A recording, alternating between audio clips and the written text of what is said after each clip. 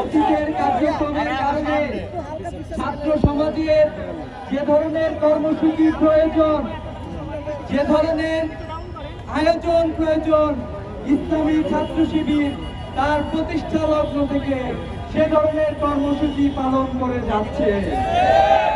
আপনারা দেখবেন ইসলামী ছাত্র শিবিরের কার্যক্রমকে বিশ্ববিদ্যালয় থেকে শুরু করে বাংলাদেশের সর্বোচ্চ বিশ্ববিদ্যালয়, সর্বোচ্চ বিদ্যাপীঠ, ঢাকা বিশ্ববিদ্যালয়, চট্টগ্রাম বিশ্ববিদ্যালয়, রাজশাহী বিশ্ববিদ্যালয়, জাহাঙ্গীরনগর বিশ্ববিদ্যালয় সহ বাংলাদেশের সকল বিশ্ববিদ্যালয়, স্কুল, কলেজ এবং গ্রামগঞ্জের শিক্ষার্থীরা স্বাগত জানিয়ে আমাদের কার্যক্রমকে গ্রহণ করেছে।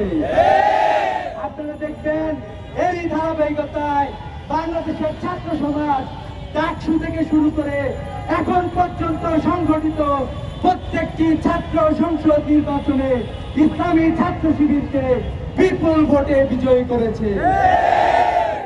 বাংলাদেশের ছাত্র সমাজ শান্তিপূর্ণ কর্মসূচিকে, গঠনমূলক কর্মসূচিকে তারা আস্থার সাথে গ্রহণ করেছে। এজন্য আমরা দেখতে পেয়েছি ইসলামী ছাত্র শিবিরের কার্যক্রম গ্রাম থেকে গ্রামান্তরে, শহর থেকে লোকান্তরে, প্রত্যেকটা প্রান্তরে শিক্ষার্থীরা স্বতঃস্ফূর্তভাবে অংশগ্রহণ করেছে। আপনারা জানেন ইসলামী ছাত্র শিবির একজন শিক্ষার্থীকে দুনিয়া এবং আখিরাতে সবচেয়ে বেস্ট হিসাবে গঠন করার জন্য কার্যক্রম পরিচালনা করে থাকে। আল্লাহ তাআলা আমাদের যে দোয়া শিখিয়ে দিয়েছেন, রব্বানা আতিনা ফিদ দুনিয়া হাসানাতাও ওয়া ফিল আখিরাতি হাসানাতাও ওয়া কিনা আযাবান্নার। হে আল্লাহ, তুমি আমাকে দুনিয়া এবং আখিরাতে সফলতা দান করো। ইসলামী ছাত্র শিবির এ ধরনের একটি কার্যক্রম নিয়ে সামনের দিকে এগিয়ে যাচ্ছে। ইসলামী ছাত্র শিবির যেমন বাংলাদেশের সকল শিক্ষার্থীকে যারা এবছর এ প্লাস পেয়েছে তাদেরকে সংবর্ধনা দিয়েছে, একইভাবে যারা কোরআন পড়তে পারে না, যাদের কোরআনের জ্ঞান নেয়ার আগ্রহ আছে কিন্তু তারা সে সুযোগটা পায় না, তাদের জন্য বাংলাদেশের প্রত্যন্ত অঞ্চল থেকে শুরু করে বিশ্ববিদ্যালয় পর্যন্ত আপনারা দেখবেন ইসলামী ছাত্র শিবির কোরআনের কর্মসূচি গ্রহণ করেছে। নোয়াখালী মসজিদে কোরআনের কর্মসূচি গ্রহণ করে সেই কর্মসূচিতে ঘোষণা দিয়ে যুবদল এবং স্থানীয় সন্ত্রাসীরা সেই কর্মসূচিতে হামলা করেছে। অসংখ্য সাধারণ শিক্ষার্থী, সাধারণ মানুষকে সেখানে আহত করেছে। কিন্তু আমরা দেখতে পাই তারা আমাদেরকে প্রতিরোধ করতে চেয়েছিল, কিন্তু আমরা দেখেছি সাধারণ মানুষ, স্থানীয় জনগোষ্ঠীর প্রতিরোধের মুখে সন্ত্রাসীরা স্থান ত্যাগ করতে বাধ্য হয়েছে। আমরা দাবি জানাতে চাই, যে সকল সন্ত্রাসীরা কোরআনের উপর আক্রমণ করতে চায়, কোরআনের উপরে কোরআনের কর্মসূচির উপর আক্রমণ করতে চায়, তাদের বিরুদ্ধে অনতিবিলম্বে তাদেরকে গ্রেফতার করতে হবে। আপনারা জেনে থাকবেন ইসলামী ছাত্র শিবির সবসময় ইসলামের পক্ষে অবস্থান গ্রহণ করে এসেছে।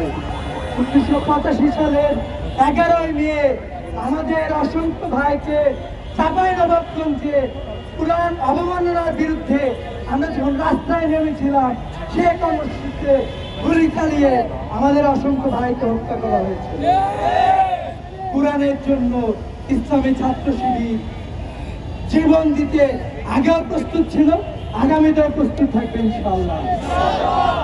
আমরা দেখতে পাই মসজিদে হামলা হয় আমাদের পার্শ্ববর্তী রাষ্ট্রে, যে রাষ্ট্রে মসজিদ ভেঙে মন্দির নির্মাণ করা হয়, যে রাষ্ট্রে সাধারণ মুসলমানদেরকে তাদের ধর্ম যথাযথভাবে পালন করতে দেওয়া হয় না। কিন্তু আমরা একই ধরনের কালচার দেখতে পাই বিগত ফ্যাসিস্ট সরকারের কার্যক্রমে।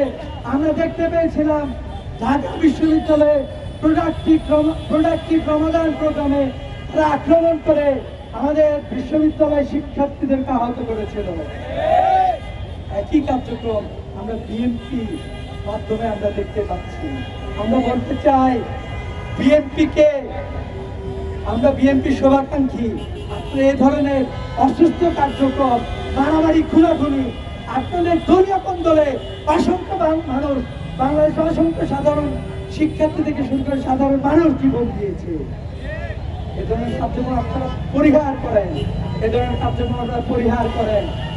যারা বিএনপির নেতৃত্ব আছে তাদেরকে আহ্বান জানাতে চাই যে আপনাদের এই ধরনের কার্যক্রম, যারা এই ধরনের কার্যক্রমের সাথে জড়িত, অনতিবিলম্বে তাদেরকে গ্রেফতার করে, তাদেরকে আপনার দল থেকে বহিষ্কার করে তাদের আইন শৃঙ্খলা বাহিনীর হাতে তুলে দিন।